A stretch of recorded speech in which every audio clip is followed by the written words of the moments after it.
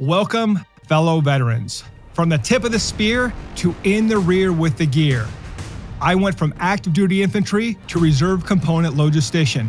I'm your host, CEO, entrepreneur, trial lawyer, and Lieutenant Colonel retired John Barry. The military lessons that I learned helped me grow an 8-figure business that has maintained consistent annual double-digit growth, landing on the Inc. 5000 list of fastest growing companies in America every year for the past 7 years, and has allowed me to continue to serve America's heroes. In this episode, we're talking about knowledge development. You may remember knowledge development in the military in the form of broadening assignments. We understand that the team leader does not go from the team leader position to squad leader to platoon sergeant to first sergeant to command sergeant major without some type of broadening in between. And so we would see young soldiers who would get the opportunity to become instructors, observer controllers, students, or even escalate to some large organization like TRADOC. The brilliant thing about the Army pay structure is that it separates pay grade and rank from leadership positions. In other words, there could be an E6, a staff sergeant, who is serving as the battalion's assistant S3, and that same individual could later, as an E6, at the same pay grade, be a squad leader. The leadership position is not directly tied to compensation. And that works out well, especially in civilian organizations where leaders can and should rotate out. At Barry Law, we have leadership positions, but no leadership position is guaranteed. As the saying goes, a leader is not a leader until that position is ratified in the hearts and minds of his soldiers. Similarly, you can put someone in a leadership position, but if they are not getting it done, they're not really a leader.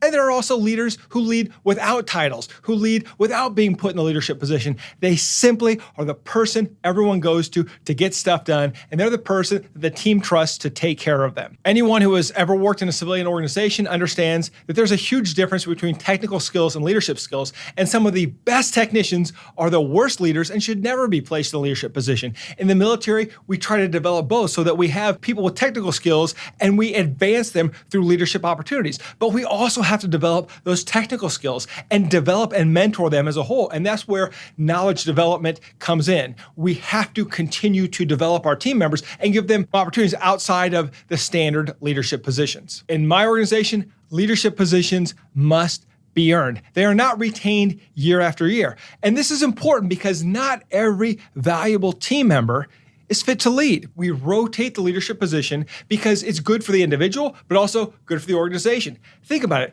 Your first sergeant wasn't your first sergeant for 5 years. Why? You rotated out of the organization, and the first sergeant rotated out of the organization. If it was a good first sergeant, became a sergeant major, probably a command sergeant major. The point is, the entire team needs the growth opportunity. The entire team needs the knowledge development opportunity. Throughout your military career, you probably saw the career path. Someone might have shown you a diagram and said, hey, you're a team leader here, a couple years, you'll be a squad leader, you'll have this knowledge management assignment, maybe you'll become a drill sergeant instructor, and eventually you'll become a platoon sergeant, and they walked you through that. But one of the problems with being a smaller organization is that we don't have the same development and management capabilities. Now, as a law firm, we can develop lawyers, we can develop paralegals, but when it comes to taking teams from finance, IT, and HR, we really can't develop those individuals. We just don't have the specialty knowledge or the specialty training. And quite frankly, most of that training comes from highly specialized schools. But more importantly, we don't have the infrastructure to grow those individuals.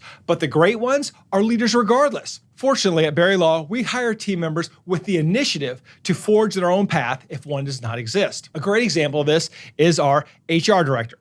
She started off as a paralegal.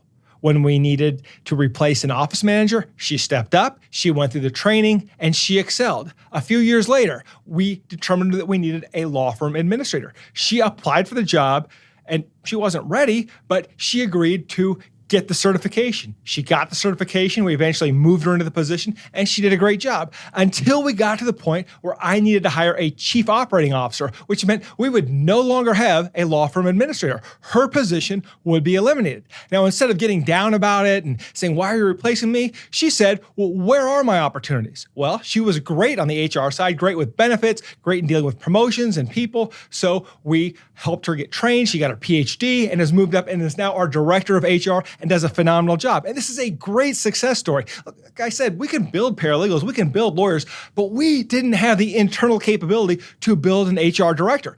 But this leader was willing to create her own path to ensure that the team was taken care of. And she put the needs of the team first. And we all know that from the military, right? It's the needs of the military. I had a friend that was going to do the FLEP program, the funded law program, and he didn't get in because he was a combat engineer. And the needs of the military were such that even though he had a great score on the LSAT, would have been a great law student, the needs were for combat engineers, not for additional lawyers. And so he didn't get the opportunity. And the reality is, in even smaller organizations, that happens all the time. We may have individuals who would be phenomenal at the next level position, but we don't have the next level position because we're just not there yet. We're a growing organization. So how do we deal with that? Well, one way to deal with that is to determine which positions we can no longer build for, but instead that we need to hire in, right? We need to buy it, not train it. Buy it, not build it. And that position was the COO I was just talking about. Now, when I was looking for this position, I was very specific. I retained a headhunter and made my position clear. I need a veteran who is a former company commander with an MBA and a JD. And this has to be a person that has been in an organization that is larger than 9 figures and has had a significant leadership role in that organization. The recruiter or headhunter kind of laughed and said, well, I don't know, you're looking for a unicorn. That's really tough. I don't know how many are out there. I said, look, I just need one. You need to find me the one that fits. And after about 6 months, they brought me my COO. He was a perfect fit. Platoon leader in Iraq, company commander in Afghanistan. He had his JD, although he'd never practiced law. He had an MBA. He'd worked at a large service organization, and he had also worked at an AmLaw 50 firm. That means one of the 50 largest law firms in the world. He had the experience that I needed to get to the next level. And so he was there for my knowledge development. Sometimes as a leader, you have to learn from your team members. So we bring in the chief operating officer, the individual who's going to be running the company, to teach me what I need to know. And he was vastly superior in areas of IT, HR, and he brought skills that I didn't even think the organization needed. And it worked out really well until he had to move on to his next opportunity. And he came into my office and told me that, hey, look, I have been offered the CEO job of an organization 3 times the size of ours. And now I had him under contract, could have kept him for another year. But the reality is, this was a great leadership success story. When my team member, my S3, my COO, my XO, right, whatever you want to call him, but my second in command, who's in a staff position, was offered a command position at a company 3 times the size of ours. Well, now he's the new commander. I was so proud. And so I let him out of the contract and he went to that new position. One question you may have is that, well, after your chief operating officer left, after your second in command left, the person you were relying on to develop your knowledge in IT, finance, and HR, how did you continue to develop yourself?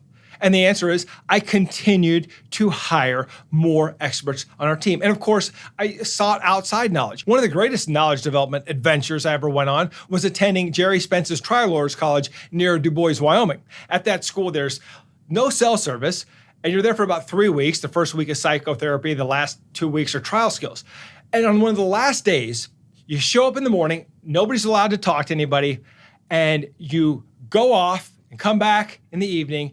And the idea is you have to answer 2 questions. When you come back, you must know who you are and what you are going to do with the rest of your life. Then you share it with the group. And this is where authenticity comes in as a leader, because your greatest knowledge development is the knowledge of yourself, knowing who you are as a leader and where you intend to take the organization. As we grow our teams, we must grow our leaders. And as we grow our leaders, we have to evolve, which means our thinking has to evolve, which means our leadership techniques have to evolve, and our entire team must evolve. This can be scary because a lot of us get to a point where we're comfortable. But I can tell you, as a leader, at some point you have to decide where you're going to stop. When I was at Fort Leavenworth at my battalion command school, I heard a great saying from one of the instructors. He said, "Battalion command is the last time that your soldiers will recognize your walk in the night. After that, you're basically an administrator." And I thought a lot about that. And my final position in the military was in the National Guard. I was the battalion commander of the Officer and Warrant Officer Candidate School. And I loved training the soldiers, the junior leaders who wanted more, who wanted to become commissioned, who wanted bigger challenges. It was a great opportunity. And when they told me that, well, we have a position for you, we'll move you in an 06 slot, you'll be at Joint Forces headquarters, I thought, no, that's not it. I don't want to evolve and develop into an administrator. I want to be a leader. And so from my perspective, that's where I stopped. That's where I was going to stop evolving. I didn't want to learn how to become an administrator. I wanted to continue to lead. And so this is where I stopped evolving. And that's okay. As a leader, you need to know where you stop. But more importantly, have that discussion with your team members, because I have promoted team members to leadership positions which they were not ready for, which they could not handle, and which they did not want. And if they don't want that burden of command as a leader, especially at the higher echelons, do not force it on them. I have made so many mistakes, destroyed leaders, destroyed professionals, because I pushed them to that level when they didn't want it. And as you know, as a leader, you have to want it. You have to want it not just for your own ego or for your own professional development, but you have to want it for the teams that you're leading now and the teams that you want to lead in the future.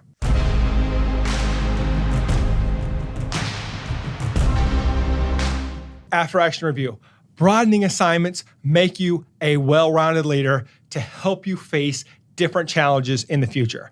Number 2, the ultimate knowledge development is self-knowledge. It allows us to become authentic leaders. Number 3, when a team member leaves for a bigger opportunity, that is a great thing and should be celebrated as your success as a leader and their success as a team member who decided to go even further. 3 down. The bad news is that in a small organization, you will not be able to develop career paths for every team member. Number 2, when you appoint a member of a team to a leadership position, that does not make them a leader. Appointing them is the first step, but they have to earn that leadership role, especially in the minds of the team. Number 3, leadership compensation is measured differently than rank and pay grade.